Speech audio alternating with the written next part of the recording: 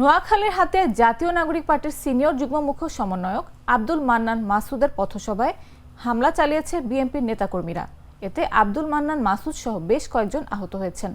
সোমবার সন্ধ্যায় জাহাজমারা ইউনিয়নের জাহাজমারা বাজারে এ ঘটনা ঘটে।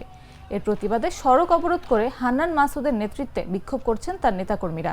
হাতিয়া থানার ভারপ্রাপ্ত কর্মকর্তা একেএম আজমল হুদা বিষয়টি নিশ্চিত করেছেন। তিনি বলেন, খবর পেয়ে ঘটনাস্থলে অতিরিক্ত পুলিশ, নৌবাহিনী ও কোস্টগার্ড সদস্যদের পাঠানো হয়েছে। আব্দুল হান্নান মাসুদ বলেন, সন্ধ্যায় জাহাজমারা বাজারে আমাদের নেতাকর্মীদের মিছিলে অতর্কিত হামলা চালিয়েছে বেগম খালেদা জিয়া ও তারেক রহমানের নাম বিক্রি করে চাঁদাবাজি করা বিএনপির সিন্ডিকেট। এতে আমাদের অন্তত 50 জন নেতাকর্মী আহত হয়েছে। হামলাকারীরা আমাদের কয়েকটি গাড়িও ভাঙচুর করেছে।